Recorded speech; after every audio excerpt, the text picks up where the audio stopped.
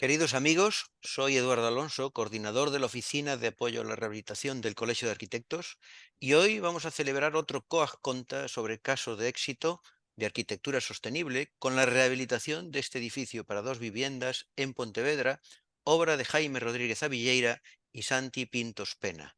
Como ya sabéis, en estas obras, los arquitectos, además de proyectar arquitectura de calidad, han obtenido buenos resultados en la mejora de la eficiencia energética y otros aspectos de la sostenibilidad como su integración ambiental, el uso de materiales naturales o reciclados como podría ser la madera, las energías renovables, la iluminación natural, la calidad del aire o incluso el empleo de soluciones pasivas. Si tenéis alguna duda o interés general por algún tema, en concreto, por favor, nos lo hacéis llegar a través del apartado de preguntas y respuestas. Sin más preámbulos, os dejo con Santi, que nos va a explicar esta interesante rehabilitación. Buenos días, Santi. Buenos días, Todo tuyo. gracias. Bueno, pues empiezo casi por lo que a veces se hace al final, que no, por este interés en no olvidarme de daros las gracias por invitarnos y por permitirnos enseñar esta obra, ¿no? Que al final da un poco de pudor siempre enseñar una obra, pero porque no es un poco nuestra naturaleza lo del marketing, pero es siempre de agradecer que que os hayáis fijado, ¿no? O sea que empiezo eh, con la cortesía de vida. Bueno, seré obediente porque Eduardo me ha dicho que una de las cuestiones que podría interesar de este ejemplo, que veréis que es muy pequeño en realidad, es apenas una vivienda grande, pero en realidad está planteado como un edificio de viviendas. Entonces, seré obediente en la encomienda, que sería hablar de esas particularidades de los edificios de viviendas. Será también hablar pues, un poco de algunas cuestiones que son muy diferentes a las viviendas unifamiliares, que suelen ser el ejemplo típico cuando alguien habla de viviendas en CEF, edificios de consumo casi nulo, incluso de los sellos que Eduardo ha dicho ahora, hablaba de calidad de aire, uno de ellos el WELL, por ejemplo, pues los ejemplos que uno suele encontrar siempre son de vivienda unifamiliar, o sea que me centraré en eso, pero no podremos evitar una primera parte en la que planteemos alguna cuestión humanista, porque a la hora de diseñar el proyecto, evidentemente hay mucho más que el tipo de consumo, la huella ecológica o cuestiones de este tipo. Hay un plano que para nosotros fue una suerte encontrar, una referencia, además de que es un plano precioso, es un plano que nos puso en alerta sobre alguna cuestión que no nos encajaba y buscábamos, como imagino como todos vosotros, los compañeros, pues algún soporte en el que basar luego las decisiones proyectuales. La vivienda, el edificio, está en esta parte que veis aquí destacada. Este es un plano del siglo XVI de Pontevedra y lo que no nos encajaba ni era esta vía que tenemos aquí, esta calle, porque en realidad no existe ahora mismo, no es perceptible. Lo que es como un fondo de manzana. En esa búsqueda, desde luego, también está un plano conocido, que es un plano hecho por Agustín Portela, es una reconstrucción, no es a lo mejor tan científica como la anterior, pero es una fuente muy buena para saber cómo era el recinto amurallado a mediados del siglo XIX. Ahí volvía a aparecer ese elemento que nos llamaba la atención, que es esta calle que, insisto, no está. De esta calle realmente sí podíamos apreciar, persiguiendo esta referencia, esta vía, esta puerta, que ahora os enseñaré, otra que parece verse ahí y una que ha desaparecido. Y lo curioso es que al seguir buscando, y lo pusimos sobre la mesa con los técnicos municipales en alguna conversación, había alguna posibilidad de que ahí existiese una judería. Es decir, que era también apasionante desde ese punto de vista. Otra cuestión que no nos encajaba era en esa búsqueda de mimbres para hacer el proyecto, era el propio dibujo, porque el alzado que ahí se mostraba no tenía nada que ver con lo que nosotros veíamos.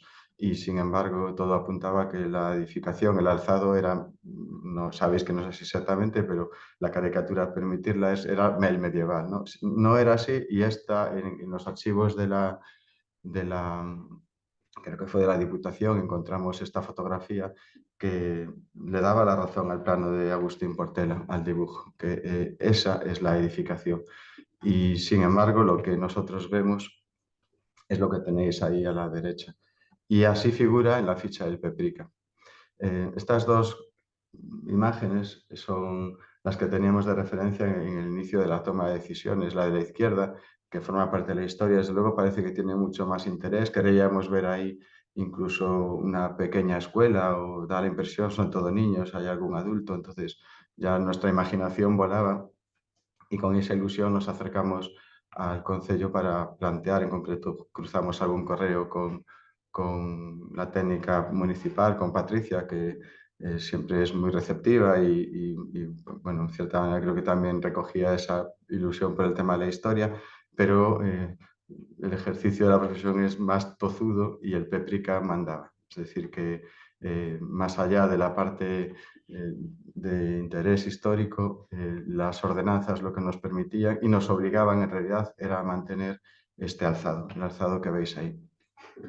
Pues desde hacia la búsqueda anterior, nunca ha sido la intención, evidentemente, ahora vuelvo atrás, no era la intención del proyecto incurrir en anastilosis o cuestiones de este tipo. Lo que nosotros queríamos era incorporar el debate arquitectónico que sale de este hallazgo en las posibles propuestas, porque desde luego, aunque veréis ahora por las características de la edificación, aunque parece que se gana una planta, es tan pequeña que lo que no es un problema, no es una lucha para tener más edificabilidad, lo que aquí estaba en cuestión.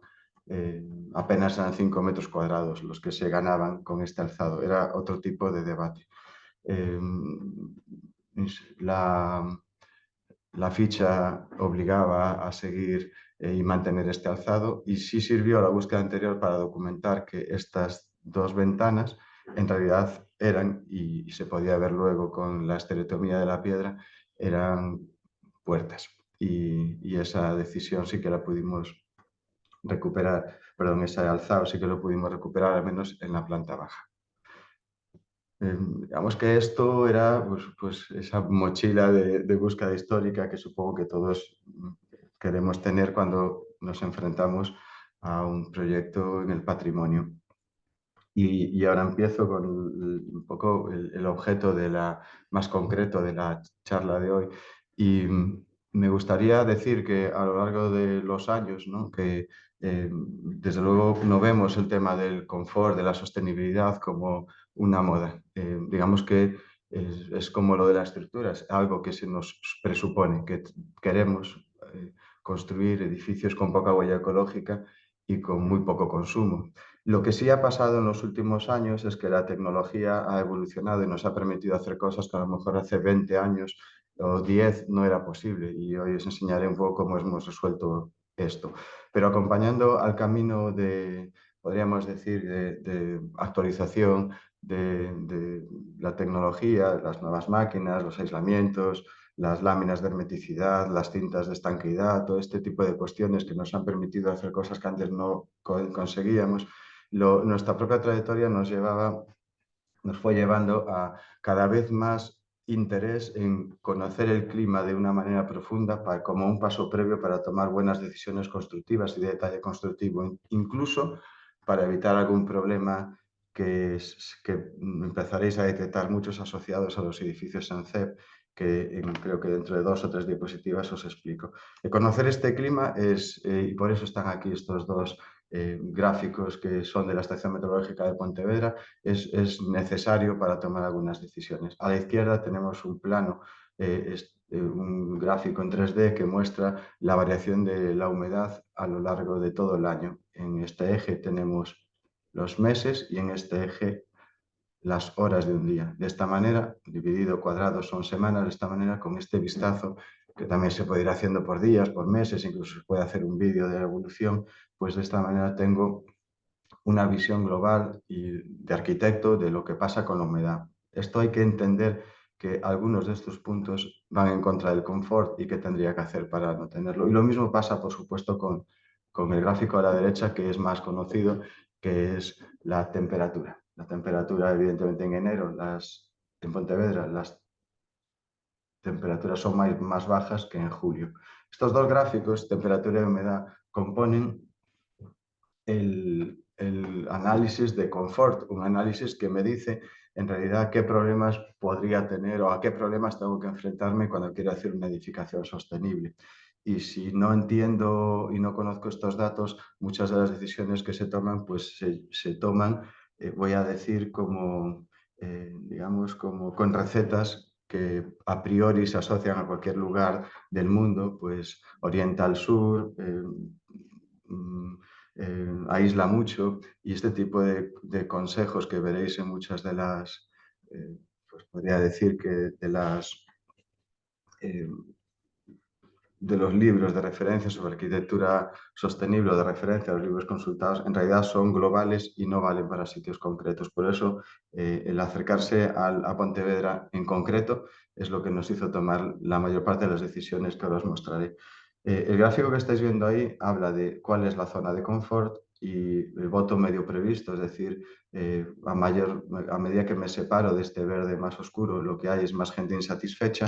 Entonces, mientras me mueva en el verde, aunque sea verde claro, estos puntos que ponen estas zonas son la relación de temperatura y humedad, pues mientras esté aquí, la edificación no va a requerir nada. El hecho de que haya puntos a la izquierda significa que en una edificación convencional, del parque edificatorio convencional, en Pontevedra lo que tendría sobre todo es un problema en la época fría de temperatura, y por eso todos sabéis que lo que se suele hacer en una edificación tipo es, para climatizar y conseguir confort, es tener calefacción.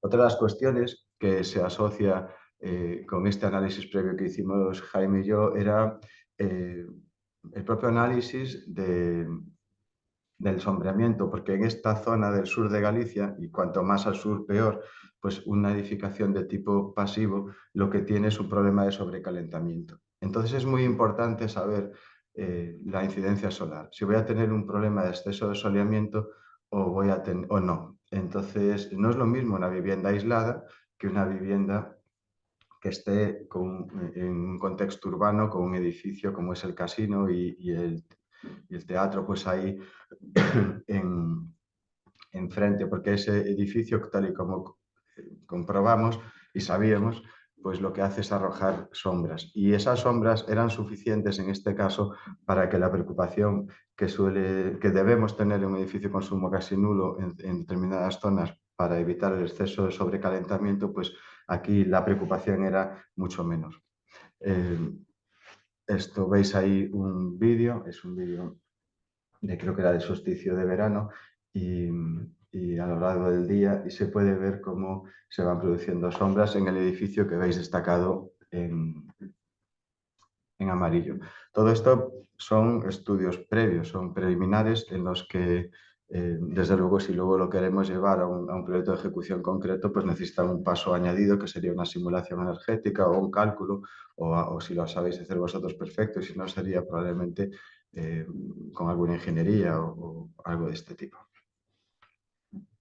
En cuanto a las particularidades que nos hemos encontrado o que sabemos que hay en contraste con lo que nos vamos a encontrar en una vivienda unifamiliar tipo, pues los que hacéis viviendas colectivas estáis mucho más acostumbrados, ya sabéis, y aquí le llamaba muchísimo la atención al promotor porque no entendía cómo una vivienda tan pequeña necesitaba tantos espacios para meter contadores con tanto volumen. Pues una de las particularidades que tenemos que afrontar en un edificio de este tipo es que tenemos que incorporar cuartos de contadores, cuartos de instalaciones, cuartos de telecomunicaciones, espacios para el agua, patinillos de instalaciones y, en fin, todo esto que podéis ver en las fichas de hábitat que ya da el colegio y que consumían espacio. Mucho más de lo que todos nos esperábamos, porque la normativa es así, y, bueno, pues busca otros objetivos, pero desde luego consumía en una edificación que apenas tenía 40 metros cuadrados de planta, ¿no? Pues consumía gran parte de toda esa superficie.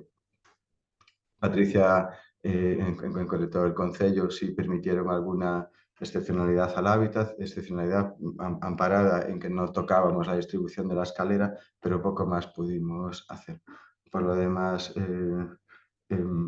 otro de los problemas que se suele asociar a este tipo de edificios es la eterna duda sobre si es mejor una instalación colectiva o una instalación individual. Yo debo decir que aquí ahora yo sí lo enmarco en las cosas que han evolucionado mucho en los últimos años, porque antes era un verdadero problema tener una caldera colectiva, un poco lo que todo el mundo reportaba, en concreto el Instituto Galego de Vivienda Solo siempre contaba los problemas que tenía en estos casos, pues lo que todo el mundo reportaba es que cuando la instalación era colectiva, luego era muy difícil dividir el gasto, siempre había alguien que gastaba más, era alguien que no pagaba y siempre genera problemas de un poco de organización, porque desde un punto de vista de consumo energético puro y duro, de saber lo que es más rentable para una, un edificio colectivo, en principio no hay ninguna duda. Todas las simulaciones dan que es mucho mejor tener una instalación colectiva. En este caso el problema no era de vecindad porque la propiedad es única, pero es que ahora es muy fácil dividir el consumo, incluso aunque sea un recuperador de calor o agua, cualquier tipo de estas cosas. Ahora sí es mucho más sencillo que cada uno pague lo que consume. Entonces yo creo que, bueno, no hacemos edificios de viviendas, digamos, tipo de muchas viviendas, a lo de 50, 100 de estos que, por ejemplo, hace el Instituto Galego de Vivienda Solo, pero creo que ya es un debate que debemos de volver a poner sobre la mesa si estamos intentando tener un edificio que consuma poco. Bueno, pues con toda esta introducción tocaba tomar decisiones. Os enseñaré aquí, pues,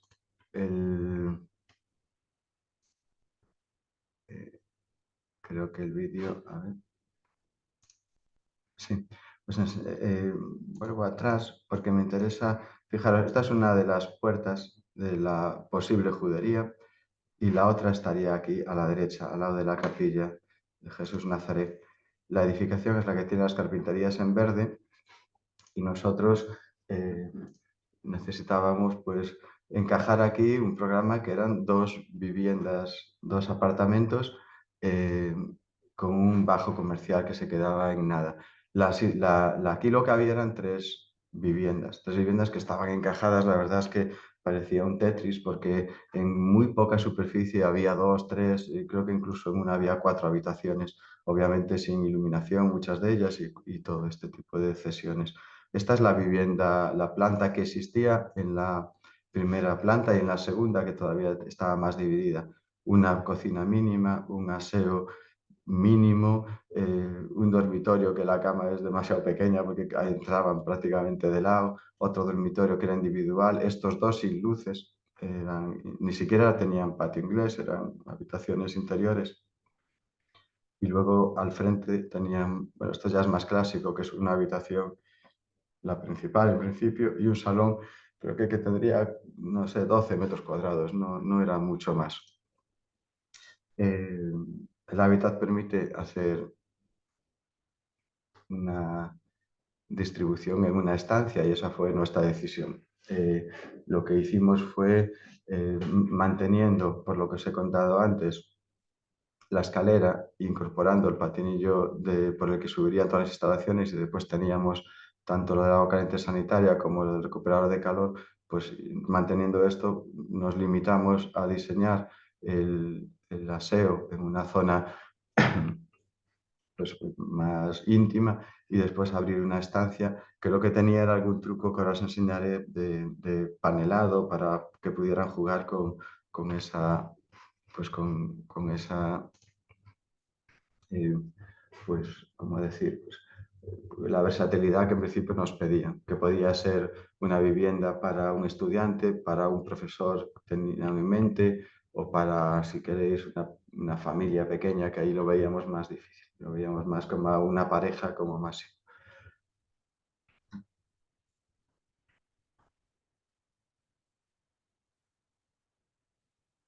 Bien, pues ahí más o menos, bueno, esta manera es nuestro dibujo a mano, ¿no? Pues tenéis las decisiones. Otras cuestiones que no solemos fijarnos cuando nos enfrentamos a este tipo de proyectos es el ciclo de vida, pero también luego os enseñaré lo que es la envolvente térmica. Quizás lo explico mejor aquí. Fijaros que a pesar de que el edificio es clásico en el sentido que tiene seis eh, pues, superficies como cualquier cubo, la realidad es que las superficies en las que tiene pérdida apenas es esto. Y eso también hay que tenerlo en cuenta porque no podemos ir de memoria y no podemos desde luego olvidarnos de lo que es de las verdaderas pérdidas energéticas que va a tener. Si esto es adiabático, no va a tener pérdidas, lo mismo atrás, ahí y arriba. Entonces, algunos de esos trucos también hemos usado, ahora llegaré. Eduardo hablaba en la presentación del ciclo de vida. Haré una breve introducción, no creo que sea el objeto de la charla hablar mucho de esto. Hay software y hay todo un debate sobre lo que estamos estudiando, pero claro, lo que sí debemos tener en cuenta es que el ciclo de vida abarca mucho más, ¿no? Mucho más que lo que es el consumo. Cuando yo analizo el ciclo de vida, tengo que, en principio, si lo quiero hacer bien, tengo que tener en cuenta desde la extracción de recursos hasta el reciclaje, porque la vida útil de un edificio empieza en la cuna, en lo que se llama cuna, que es la extracción de los recursos naturales, perdón, y acaba en el posible reciclaje. En cada uno de estos puntos, elaboración de industria, el transporte, la construcción, uso y mantenimiento, demolición y reciclaje, hay impactos sobre el medio ambiente. Y sin embargo, no es nada raro que la gente hable habitualmente de una parte de una de esas fases y de un único impacto. En concreto, la gente solemos hablar muchas veces solo del consumo energético y, no sé, la visión global es todo esto. Me limito a hacer esa reflexión porque nosotros, a la hora de analizar el ciclo de vida de esta edificación, sí teníamos en cuenta cuál es el origen de los materiales, cómo se producían, si eran locales o no, cómo construirlos, en el sentido de que no es lo mismo prefabricado que estar allí, pues no voy a decir prefabricado, digo industrializado, que tener que gastar mucha mano de obra y movimiento. Por supuesto, el consumo, el impacto durante la vida útil de la edificación y luego también el impacto cuando esta edificación llegue al final de su vida útil y tenga que ir a la tumba y qué podríamos reciclar o no. En todas estas, bueno, pues nosotros lo incorporamos. Ahí hablado hace un momento, incorporamos el estudio y habla hace un momento de los posibles impactos. Solemos centrarnos en CO2, es el más conocido y es el que se suele citar habitualmente. Sin embargo, no sería extraño que en alguna bibliografía encontraseis otra manera de medir estos impactos de ciclo de vida. En concreto, podríamos hablar, hay procesos e impactos. Los impactos sería el calentamiento global, el más utilizado, pero también podría haberlo medido, voy a decir, con otras unidades de medida, como sería la acidificación del agua, el uso del suelo, la eutrofización, la materia particulada, consumo de combustibles. Hay una serie de posibles medidores del impacto. Nosotros hemos usado el impacto de CO2 y las normas de referencia, las tenéis ahí abajo, son un poco las que establecen cómo se pueden hacer estos estudios. Hay software de referencia, pero bueno, pues la verdad es que todavía entiendo que es demasiado especializado. Los resultados que dan aquí, por la toma de decisiones, sobre todo del uso de la madera, como comentaba Eduardo en la introducción, pues son evidentemente beneficiosos. En relación a una vivienda tipo, estos datos los sacamos de la estadística estatal y gallega, en relación a una edificación tipo que tiene más o menos este consumo por tonelada, según sea estructura, fachadas, aislamientos, etcétera. El uso de la madera, que en algunos casos es negativo porque se supone que ha absorbido CO2 antes de convertirse en un producto de construcción, pues el uso a veces hasta es negativo. Es decir, el impacto medido como CO2 en toneladas de esta edificación pues era muy bueno en proyecto. Luego tuvimos que hacer alguna concesión en estructura porque las vigas de madera no fue posible reutilizarlas en gran parte, pero el proyecto planteaba esto. La otra cuestión que acompaña el ciclo de vida es, y sí ya centrado en el consumo, es conseguir que la edificación tenga muy poca demanda de energía. Era otro de los objetivos, no porque nos los hubiesen pedido, sino como os decía al principio, entiendo que ya lo hacemos todos por una especie, porque somos conscientes de lo que supone nuestra profesión y nos preocupamos, ¿no? Imagino, en que el impacto que dejamos sea el menor posible. Mientras no mientras no perjudiquemos al cliente, pues supongo que intentarlo es algo que todos hacemos. Lo que pasa es que muchas veces se habla de la arquitectura sostenible como la de toda la vida, en la que lo que se ha hecho ha sido incorporar una máquina eficaz, una máquina con un buen COP o algo de este tipo. Yo creo que eso no es exactamente para lo que Eduardo planteaba en la charla, porque eso no es, eso es actualizar las máquinas. Una arquitectura que pretenda ser sostenible, baja consumo, perdón, que baja huella ecológica y desde luego no consumir recursos que no hace falta, pues desde luego lo que tiene que procurar es tener una muy baja demanda de energía. Es decir, yo puedo tener una máquina súper eficaz y usarla todos los días, pero hombre, a veces es mejor tener una que no sea tan eficaz y usarla solamente una semana al año. Y esto es un poco algo que nosotros cada vez tenemos más claro. Es una opinión, como otra cualquiera. Eh, el parque edificatorio tipo, también sacado de, ahí tenéis las referencias, suele decir que el consumo de una vivienda, que además la gente suele centrarse solo en la calefacción. Cuando se habla de passive house o de este tipo, se habla muchas veces de calefacción y refrigeración. Entonces, es el 32% del consumo de una edificación convencional en passive house, por ejemplo, o edificios de consumo casi nulo, el código técnico ya se ha acercado a estos parámetros, pues es 15 kilovatios hora metro cuadrado año. Claro, esto es lo que se suele hablar. Sin embargo, todos sabéis que a la hora de consumir energía hay muchas más cosas. Está la iluminación, la calefacción, los electrodomésticos. La verdad es que a veces consume más la nevera que la calefacción un edificio de este tipo, ¿no? Y ese tipo de cuestiones hay que tenerlas en cuenta porque en realidad no el titular que se suele explicar, que es el amarillo, debemos ponderarlo con lo que aquí tenéis. Hay un 32% de consumo en un parque edificatorio tipo en Galicia que se suele asociar a la calefacción, un 31% son los electrodomésticos, un 6% es la iluminación, un 13% es la cocina, los electrodomésticos son otro tipo, y el 18% es consumo de agua para agua caliente sanitaria. Esta energía en un edificio en CEP se va ponderando. Poco puedo ahorrar en los electrodomésticos en relación a una edificación tipo, que ya todas tienen más o menos electrodomésticos tipo A o similar, pero en el resto sí puedo hacer. Y surge, por ejemplo, puedo bajar mucho la calefacción, la iluminación, si la tenemos en cuenta, y esto cada vez le prestan más atención, por ejemplo, el IBU sí que estaba con esto, que es que la mejora de las condiciones naturales de iluminación revierte un ahorro de energía, pues fijaros, ya se está planteando este tipo de transición y luego la cocina, que también se mejora. El agua caliente sanitaria, pues es verdad que incluso los depósitos eléctricos ahorran mucha energía. Esto es la conversión de toda esta tarta, se quedaría en esto. Pero ojo, porque gracias a que tengo una edificación con muy poca demanda, suele ocurrir, sobre todo en una edificación como este tipo, que tiene muy poca envolvente, suele ocurrir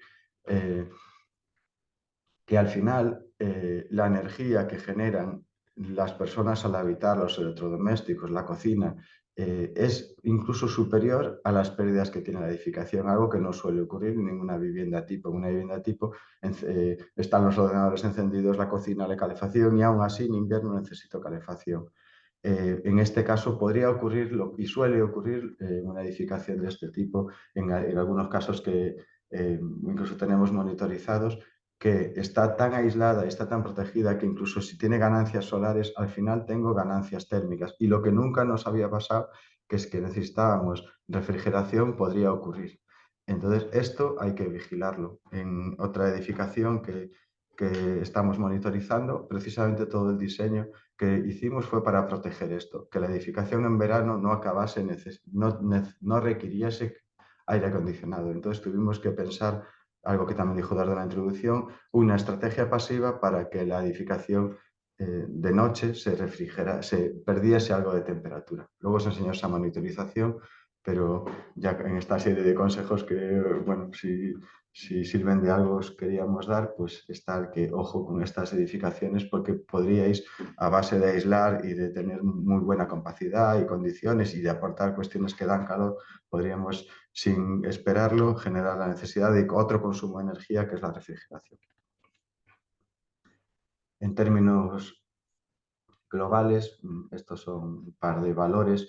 Fijaros, en algunos países como Letonia ya exigen que un edificio de consumo casi nulo tenga como máximo 45 kilovatios hora metro cuadrado año de consumo total y en energía primaria. eso es fantástico. O sea, sirve para que los incrédulos pues crean que, pues evidentemente que esto solo está al alcance de nuestro conocimiento. Os decía antes con este ábaco que haría un comentario que va en la línea de lo que os acabo de contar de la refrigeración. Lo que ocurre cuando se tienen muy pocas pérdidas es que hay una cierta, un corrimiento en la zona de confort, porque esto me ayuda a explicarlo, en el que puntos que jamás necesitaban refrigeración al final lo van a necesitar. Fijaros que un edificio de este tipo igual hacen que nosotros tengamos que plantear un tipo de edificación que antes no planteábamos. ¿Quién planteaba en climas Santiago, Villagarcía, bueno, ya ni que decir Coruña, pues que íbamos a necesitar aire acondicionado en una edificación normal? Pues en este tipo de edificaciones yo solo os insisto en que creo que es bueno que tengamos un poco de atención a ellas. Y es todo esto acabó convertido en un proyecto en el que primero entendíamos que la zona habitada era esta y que eso nos daba dos posibilidades. La zona realmente que perdía energía era esta. La zona que daba un local trasteros, que son todas las condiciones de edificio y vivienda, ¿no? Un local que no estaba climatizado era esto, pero lo podíamos convertir en un colchón térmico precisamente para evitar ese exceso de soleamiento, porque el único punto en el que le daban sol la mayor parte del año era la cubierta. Y otra zona que daba un espacio, quizás esté climatizado, pero de momento no, y teníamos que proteger no solo de esas posibles pérdidas, sino de los ruidos y similar, es la parte baja. Entonces generábamos una envolvente que es esta, en la que es la que realmente debemos conseguir que no tenga pérdidas. Y con dos trucos, si queréis llamarle así. Un colchón térmico ahí arriba, que en caso necesario permitiría refrigerar la vivienda ventilando por aquí, y un colchón térmico aquí, porque teníamos que mantener las carpinterías de la fachada y queríamos crear otras mucho más estancas, herméticas, con una U mejor y que nos aportaban otro valor añadido, que era un gran aislamiento acústico. La verdad es que estas características de estas edificaciones nosotros las estamos aprendiendo con la práctica, son muy silenciosas y incluso hay ruidos que antes no notábamos y que ahora los notan. Pues en concreto la salida del aire, que va con un caudal muy bajo, y los clientes siempre nos dicen: oye, es que se escucha de noche esto. Entonces hemos aprendido un poco, ahora os enseñaré, pero algún pequeño bueno, truco para que no escuchen ese ruido. Bueno, en concreto, deciros que entonces lo que hemos hecho ha sido usar este colchón térmico, aislar aquí, que esta es la verdadera envolvente, aunque sea de un espacio no climatizado, aislar aquí de un espacio no climatizado y, y que necesito aislar el ruido, aislar aquí, aunque en términos teóricos no haría falta porque esto es adiabático, aquí hay un edificio, pero por si nos parecía que conseguíamos dos cosas, que es no era muy caro, era mayor garantía de que pasase lo que pasase aquí, esto no tendría pérdidas bueno, y por otro lado, pues también es verdad que ayudaba a la imagen arquitectónica que queríamos transmitir. En estos dibujos de cómo se fue solucionando, el, el forjado se recuperaba con unos conectores, esa era la idea. Luego ya os comenté que tuvimos que cambiar algunas cuestiones estructurales. Se daba un mortero eh, que es aligerado, es un hormigón aligerado con esos conectores. Lo que harían sería recuperar el forjado sin necesidad ni siquiera de deshacerlo. Incorporábamos la carpintería interior, la exterior estaba ahí, entonces no hay ningún puente térmico. Y lo que veis aquí marcado en rojo es otra de las cuestiones que hemos aprendido y que cualquier persona que se dedica a Passive House o que se dedica a Minergy, a Brin, a Liz, a cualquier sello de estos que hay ahora, pues sabe que a medida que estas edificaciones ya no tienen un problema de aislamiento, empieza a cobrar mayor importancia preocuparse de las pérdidas por infiltración.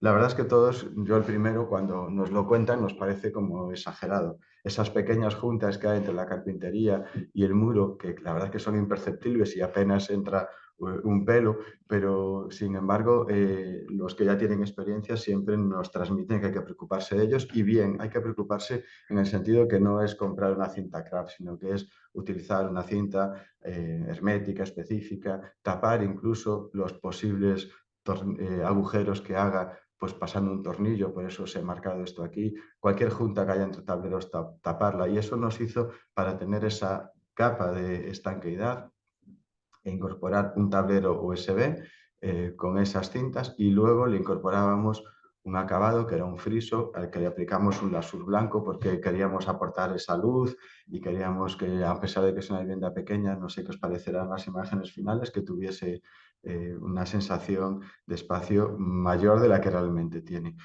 Ahora os enseñaré algo que es un poco la sorpresa y lo que da la razón a los que se dedican a esto, a los que hacen test de Blue Bordor o hablan de las infiltraciones, que es un ensayo nuestro, en el que, de obra afortunadamente, pero que en el que la carpintería que tenía de fábrica unos valores magníficos en cuanto a estanquidad, es corredera, pero aún así la tenía unos valores magníficos, pues a pesar de eso, eh, cuando se hace el test de Blue Bordor, que ahí lo veis, que con un lápiz de humo, es verdad que vuelvo atrás y os lo explico, ahí hacen una depresión en el interior de la vivienda, en el exterior hay un operario con un lápiz de humo y entonces si hay una mínima fisura, que os aseguro que ahí poner la mano no notas nada, pues al final te llevas pues un poco esta sorpresa, fijaros, todo eso que ahí es humo de no cuidarlo, que ahora lo que hay que hacer esto es calibrarlo mejor y sellarlo, pues serían pérdidas que desde luego son imperceptibles en una edificación convencional, pero en una edificación de este tipo acaban siendo a lo mejor por donde más energía pierdo. En fin, hemos aprendido con el tiempo a prestarle mayor atención a esas juntas y a esas pérdidas. Supongo que los que os habéis acercado a este tipo de arquitectura ya estáis cansados de escuchar esto, pero bueno, me quedaba más tranquilo hablando de esa particularidad. Aquí está un poco el esquema de principios de la instalación. La climatización se resuelve con una máquina que es válida incluso para una vivienda unifamiliar y que es válida por todo lo que he contado antes, porque hemos conseguido, teóricamente, y luego la monitorización lo demostraba, hemos conseguido tener una edificación con una demanda tan baja que una máquina casi doméstica permite dar servicio a dos viviendas. Esto es un recuperador de calor, el aire entra, la renovación que es obligada, aquí tengo aire a 20 grados y cuando el aire sale no se mezclan aires, lo que sí hay es transferencia de temperatura y cuando el aire sale calienta, insisto, no es mezcla, es contacto con una especie de tubitos, perdonad la caricatura, pero calienta el aire que está entrando. Y eso hace que tiene una eficacia genial, es en torno a un 90%. Es decir, que una vez que esto está en temperatura, la energía que hay que gastar para que siga a 23, 22, 24 grados, lo que queráis, es mínima. Incluso lo que os he dicho antes, incluso podría ocurrir que necesito una poca energía, que la que yo estoy generando es más de la que necesito. Entonces el problema, como os he dicho antes, es de otro tipo. Aún así es bueno, ahora os lo enseñaré, dejar alguna, vamos a decir, algún plan B. Si viene una ola de frío y necesito 1 o 2 semanas a veces de darle un plus de calor para llevarlo a la temperatura de confort a la que el usuario haya decidido, en estos tubos se hace algo que en principio va en contra de la lógica de gasto de energía primaria, que se incorporan unas baterías que son resistencias. No consumen casi nada, pero sí es verdad que son eléctricas. Podríamos incluso, si fuese el caso, hay unas baterías que van por entalpía que enfrían ligeramente. Es decir, que este sistema, que en principio se encarga de la renovación, también me permite cierta climatización. Aquí era suficiente. Ya pasando a planos más concretos, veis un poco una posible propuesta de la planta baja del local que no se ha ejecutado. Esto quedará para pues, si alguien lo quiere. La necesidad esa de espacios, contadores, agua, aquí hay otro. Gracias a la recuperación de la escalera, pues pudimos no consumir más espacio aquí, pero sí que dejamos todo esto para esas instalaciones. Aquí está todo lo que os he enseñado antes. Y luego la distribución tipo. Esta es la sección actual y esta es la sección del proyecto. La sección en la que están los conectores, las correas, el aislamiento. Y el aislamiento, ahora lo veréis en la imagen, es de fibra de madera que funciona muy bien, que lo que sí que hay que aprender es a manejarlo en obra porque no pueden usar las sierras de madera y que da muy buenos resultados y desde luego en ciclo de vida, si cogéis el prensado, no el que tiene colas, es inmejorable. Aquí tenéis la imagen ampliada. Lo más es convencional. Aquí está lo de el acabado que buscamos, el techo. Nos gustaba darle continuidad a la madera. Me pararé un poco más en las fotografías. Y esto solo pone un poco de atención sobre todo lo que he dicho ahora. Es que hay que preocuparse de estas juntas, de incorporar láminas que son baratísimas y que exigen que aquí Miguel siempre está a la altura, que es el aparejador, pues exigen que el director de ejecución pues no deje escapar ni uno solo de estos puntos, porque luego pasa lo que habéis visto en el vídeo anterior, que el blower te da disgustos. Aquí está el aislamiento del tablero, las cintas que buscan que la demanda sea la menor posible, otras cintas que además incorporan cierta estanqueidad, porque aquí había una chimenea, y el aislamiento, que es un aislamiento, en este caso, de la marca Gutes y cada uno de vosotros pues tendría que ir pensando un poco cómo, por dónde pasas la lámina, cómo se enfrentan, cómo evitas puentes térmicos, pero el detalle lo habéis visto antes, es muy sencillo. Las carpinterías, pues las láminas, pues ponerlas, escoger bien la lámina. Siga tiene un catálogo muy bueno para una primera aproximación. Rivega, que veis ahí, tiene buenos productos y sabéis también, tenemos, por mucho que veamos en internet, los productos que podemos usar son a los que tenemos acceso y no en Galicia y en España no tenemos todos los que tienen en Alemania, por ejemplo. Y otra vez esa atención a cuestiones que en la obra, pues claro, evidentemente van a pensar que estamos locos, que es pedirles que tapen cuando atornillan, pedirles que tapen y que pongan cada vez que colocan una caja para enchufes o cada vez que hay un paso, por ejemplo, para fontanería, porque esto es lo mejor. Hay otra manera, si las cosas van mal, que es una especie de pintura, pero bueno, no tiene muchos años de bagaje, entonces es mejor no hacer experimentos, eso es lo que nos transmiten, ¿no? Incluso en el Passive, cuando hablan de ellas, pues bueno, sí es una buena solución, es muy cómoda y en rehabilitación más que en cualquier otro punto, porque en puntos como así de este tipo, pues es como incorporar una veladura plástica, es elástica, pero lo que es verdad es que yo al menos no he encontrado ninguna referencia de qué pasa con eso a los 10 años. Esta sí, esta ya hay lugares donde llevan usándolo muchísimos años. El recuperador de calor es lo que tenéis aquí a la izquierda. De aquí veis esta máquina, de verdad que hay viviendas unifamiliares que necesitan máquinas más grandes, pero aquí, gracias a todo lo que os he contado, está sobrada. Y, y estos son los tubos por los que sale el aire. Aquí es donde os decía que, claro, son tan estancas que si colocáis una rejilla de salida y otra, sobre todo las de salida, cerca de esta máquina, podrían llegar a oír de noche. Entonces es bueno que incorporéis elementos que atenúan acústicamente o que sencillamente el tubo dé alguna vuelta más para que a través de los rebotes pues el sonido no se aprecie, porque de verdad que sí que se escucha y cuando sacas el sonómetro es muy poquito, pero están tan aisladas que es como ir respirar, ¿no? Te oyes respirar. Eh, a pesar de que aquí están los trasteros, pues también seguimos con el sistema constructivo, ya poco, con a lo mejor menos atención al tema de los tornillos, pero ya le habíamos dado la pauta de las juntas y lo llevó a todo. Tiene unos depósitos de inercia para el agua caliente sanitaria. Otra reflexión también, la verdad es que esto es tan pequeño que, que el consumo de agua caliente sanitaria era muy bajo, entonces pues esto no salía eficaz. Y aquí está, esto que veis aquí es una de esas posibles baterías, se podría incorporar una resistencia para si alguna vez un día hace demasiado frío, pues aportar ese calor añadido.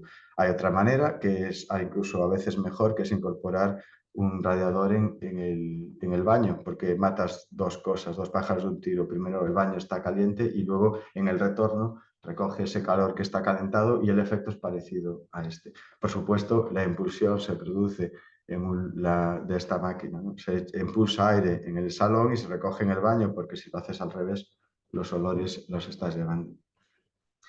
Y esta es la parte, hasta aquí era un poco, espero haber esto explicado todas las cosas que esperaba Eduardo que explicásemos de las particularidades de este tipo de edificaciones, y ahora paso un poco a la zona en la que me sentiré, si queréis, más cómodo, porque es hablar un poco de lo que hemos hecho a nivel de diseño, ¿no? y de arquitectura. Como veis, teníamos eh, eh, una edificación. Esto es una infografía en la que nosotros estábamos planteando cómo íbamos a resolver un espacio que queríamos que se viese amplio, pero que no tuviese los muebles por el medio. Entonces ya teníamos esta idea de que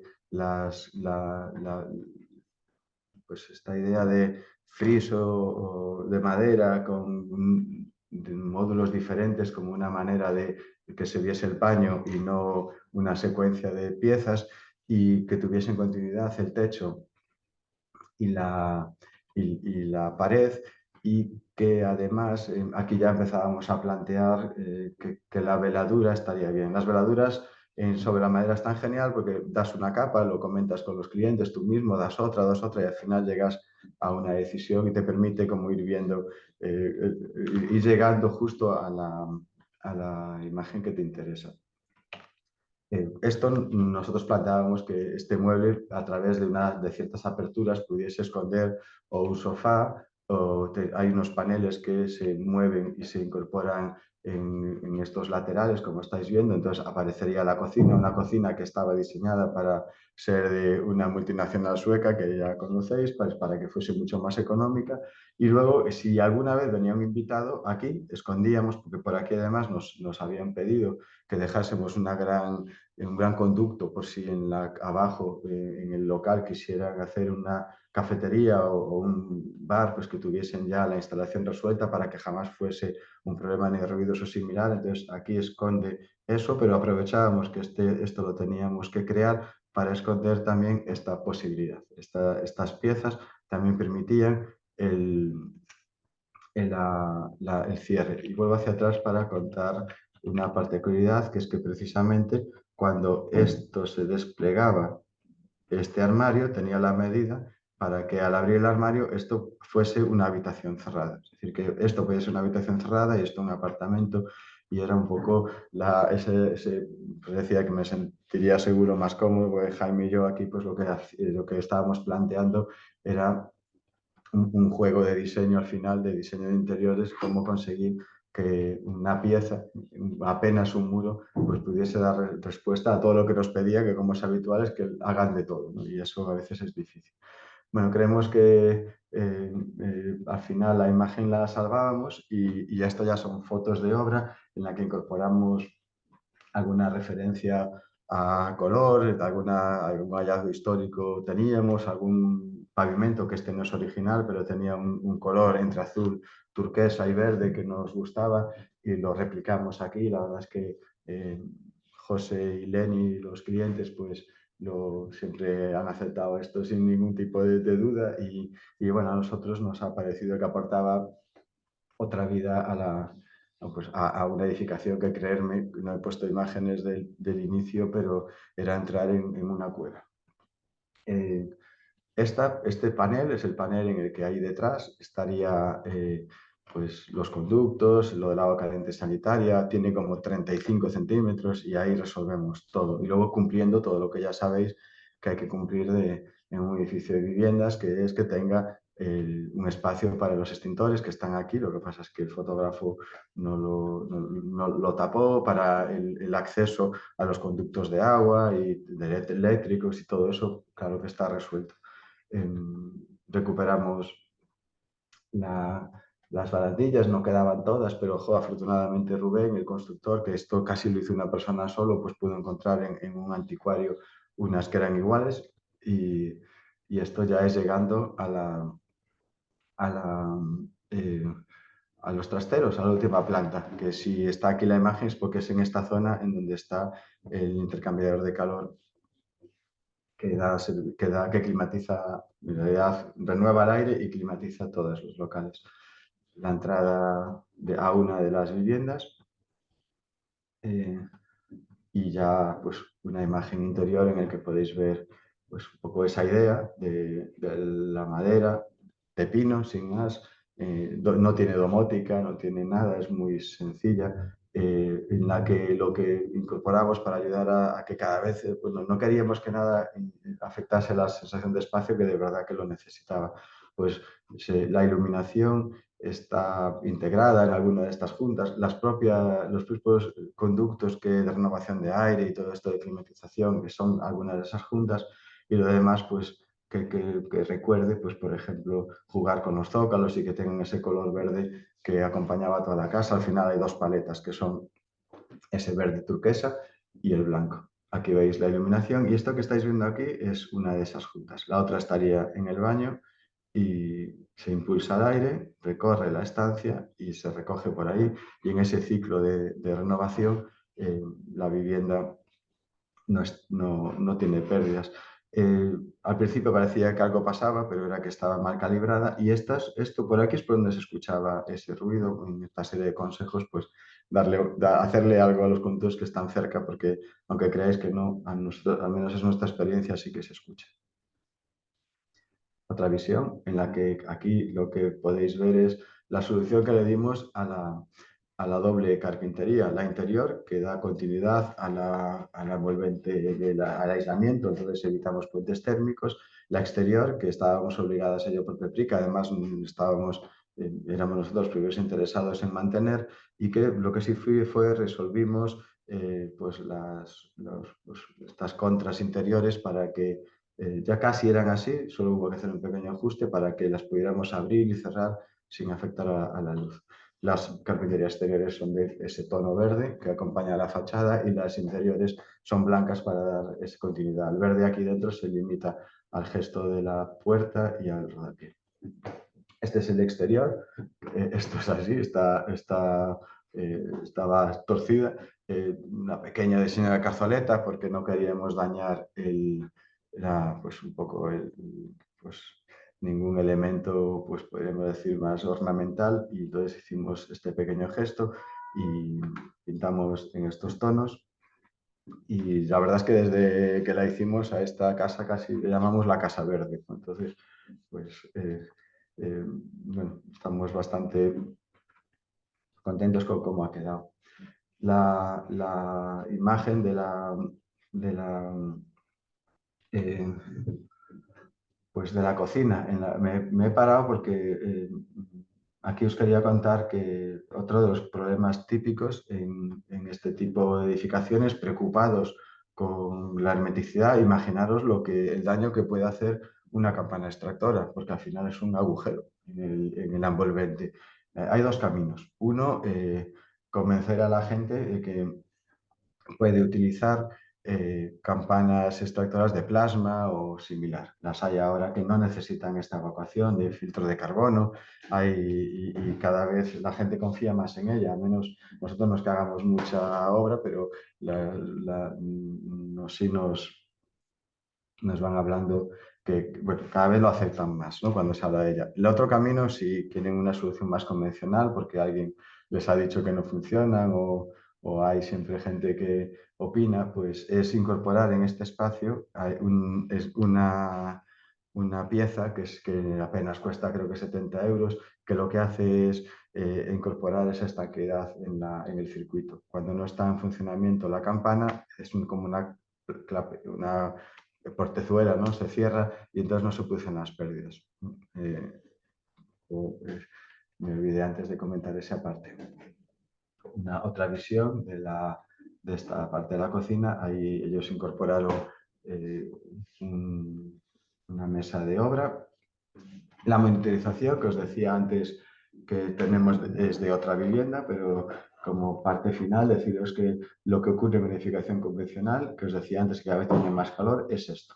Es decir, de día se acumula energía, después pierdo muy poca, al día siguiente acumulo, estoy hablando en verano evidentemente, acumulo más energía, pierdo, acumulo y llega un punto en que me alejo demasiado de la zona de confort, que más o menos estaría por aquí.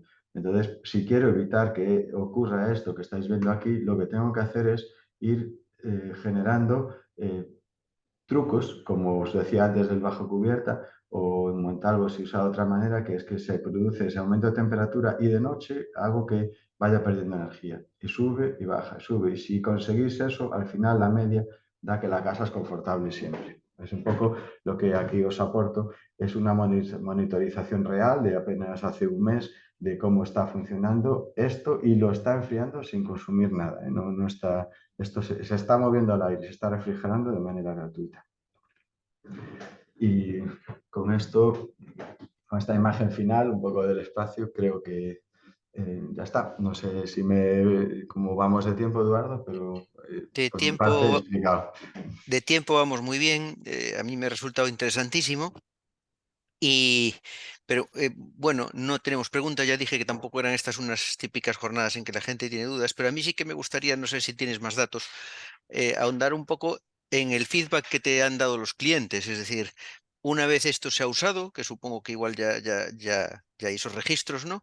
¿Qué sensaciones ha tenido la gente en cuanto a la calidez, a la acústica, a la calidad de vida en el fondo, ¿no? Sí, en esta, bueno, por sus particularidades, porque ellos han dudado, tuvieron esta obra durante 5, 6, 7 años que no sabían qué hacer con ella, porque habían comprado, creo recordar que era para un hijo y al final no fue así, y entonces no sabían si venderla o quedársela. Tomaron la decisión de hacer lo que acabáis de ver, que es 2 apartamentos y un alquiler, me imagino que era, que tampoco la vendían, entonces me imagino que era para no tener este patrimonio ahí parado. Los requisitos, por supuesto, los de siempre, muy poca inversión y todo esto. Esto, pero no es un tipo de cliente tipo, no es el tipo de edificación en el que te pueda decir que hay alguien aquí que lleva viviendo meses, ¿no? Porque no es el caso todavía. En las otras, en las que sí son iguales, la gente, la verdad es que lo que os he contado, lo que hemos aprendido es el tema del ruido es un tema que nos comentan, pero por lo demás, esta es gente que está encantada. Está encantada. Igual es el efecto este diésel, ¿sabes? Que pasa a veces con los coches.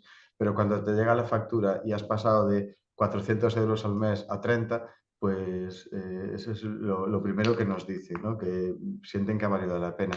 Pero luego sí que es verdad que tienen una sensación de confort añadida. Yo creo que es un poco todo. Es un poco el efecto del silencio, porque de verdad que son muy aisladas, el uso de la madera, que sabes que tiene algo también de sensación subjetiva, y un poco el saber, bueno, hay el saber que su casa realmente es sana, porque otra de las cosas que tiene esto de la renovación es que saben que su casa es sana. Entonces, yo creo que sobre todo los clientes que tienen hijos son las cosas que nos dicen siempre. Eh, hay un sello que me gusta mucho, ahora comentas esto porque lo he hablado del dinero. No, bueno, no me gustaría hablar de sellos, pero hay algún sello que yo creo que son los que los arquitectos del colegio le deberíamos prestar atención, le deberíais prestar atención, porque para obtener alguna de las calificaciones tú tienes que eh, demostrar que la obra no ha sido más cara que una obra convencional. Creo que admiten un límite de un 10%. Entonces eso pone en valor nuestro trabajo. Quería comentar esto también porque o si no haces el esfuerzo de diseñarlo, difícilmente lo vas a conseguir. Y esto está ahí. Pero, en fin, como resumen, creo que de lo que me vuelvo a tu pregunta, lo que serían a lo mejor los clientes los que tienen que decir, pero a lo mejor no somos los más indicados porque qué nos van a decir, pero están encantados. Muy bien, Santi. Bueno, me ha gustado mucho también este comentario final porque en edificios de vivienda más convencionales esa reducción de coste, aparte de todo, ¿no? Pues combate la pobreza energética, ¿no? Que es algo también muy interesante. Bueno, pues darte las gracias. Ya sabes que esta es tu casa, así que cuando quieras, eh, pues podemos volver a montar otra jornada. A vosotros, a vosotros. Y nada, pues hasta la próxima. Hasta la próxima. Un saludo.